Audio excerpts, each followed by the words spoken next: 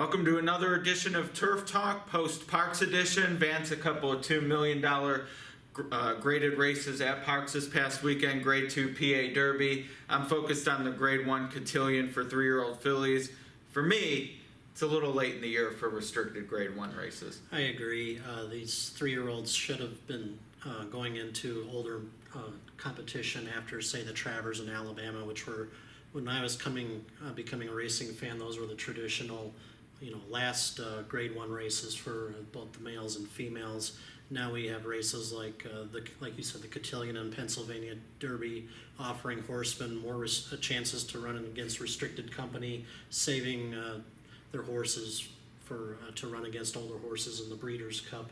I think it kind of diminishes the competition a little bit, especially when it comes to the championship debates. Yeah, no question to me. And I understand you want to put up the big money. I mean, last year at work, they got California Chrome. They got the eventual Breeders' Cup Classic winner in Bayern. So to me, if that's what the horsemen want, the owners, whatever, and the money's there, I get it. But I say Grade 2 is the ceiling. I mean, that's sort of the one carrot people have to weigh these races is the grade, because the tracks can do what they want with the purses, and obviously horsemen can do what they want with the horses. But a Grade 1 race for 3-year-old fillies in September, it just doesn't compute for me. Yeah, and it's also based on the whims of the American Graded Stakes Committee, too. I mean, the Cotillion in recent years has really earned that grade.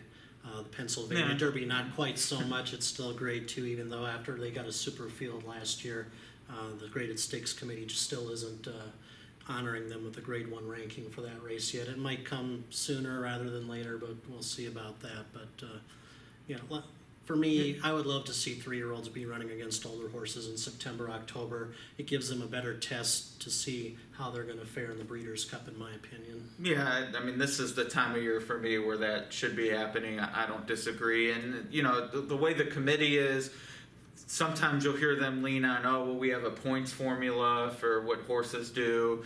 But there has to be some finesse with it, too, because field sizes and eventually, to me, though, it becomes self-fulfilling. I mean, you have all these races restricted to 3-year-old fillies. Well, of course they're going to look better because they can beat on each other and not have to step up and face 4-year-olds except for the 4 and 5 and et cetera, except for the Breeders' Cup. So for me, I just feel like there should be some cutoff point where, okay, if you're restricted at this time of year, Grade 2 is going to be the ceiling. Yeah. And, of course, in Europe, it's totally different. Horses like Golden Horn are expected to get out of the 3-year-old restricted company after, say, the Epsom Derby. And even their third classic is open to older... England's is still restricted to 3-year-olds. But I mean, the Derby and Guineas horses obviously don't point toward the same ledger anymore like they used to in the old days. But, horses like Golden Horn, they've run in the King George, they've run in the Eclipse, the Irish Champion, all the generations meeting together in one spot. It would be nice if that could occur in this country more than once outside the Breeders' Cup Classic distaff. Yeah, and I'm not a big, they'd get it right over in Europe type of guy, but the pattern system where races lead up to a Group 1, and granted some just all run in Group 1 races, but to me that's something we don't get correct here either. I mean, you have Grade 1 preps for Grade 1 races. You have things that have got switched around where the Grade 1 is now actually the earlier race, and because horses don't run as often, the later races become the Grade 2. Yeah.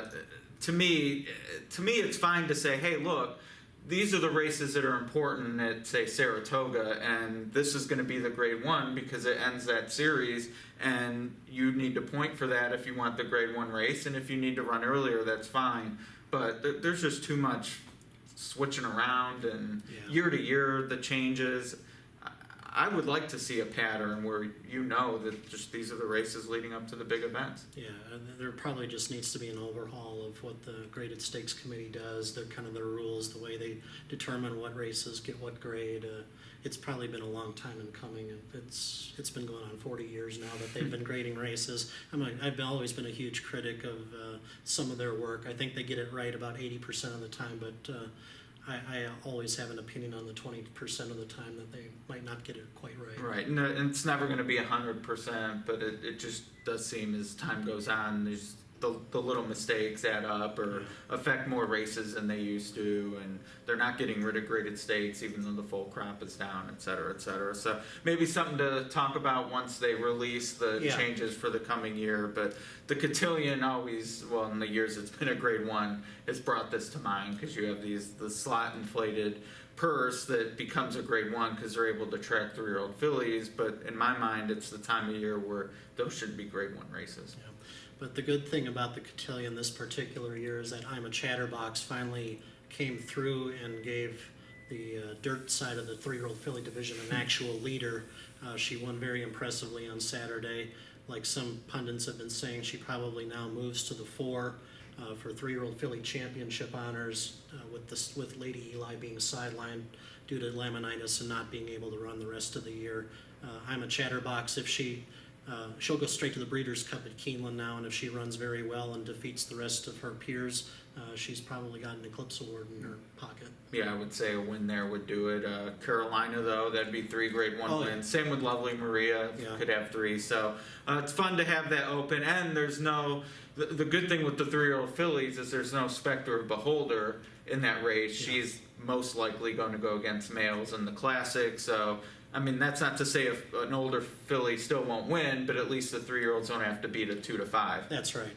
Their biggest competition is probably going to come from sheer drama, frivolous, untappable. Unfortunately, has kind of tailed off in form. She's probably not going to be quite the threat that she was last year when she won it. So, I mean, yeah, if you can beat or finish close to sheer drama or frivolous, any of those 3-year-old fillies have probably got a 3-year-old title coming to them in the wintertime. Yeah, I would say. All right, well, we'll see what happens over the coming weeks. We'll have the Spinster next week as part of a huge weekend at Keeneland. Vance will be joining me out there live on opening day for the Phoenix, and I'm sure we'll have something to talk about between the Super Saturdays at Belmont next week, Santa Anita opening this weekend. Huge Breeders' Cup implications, so join us next week for all the recaps.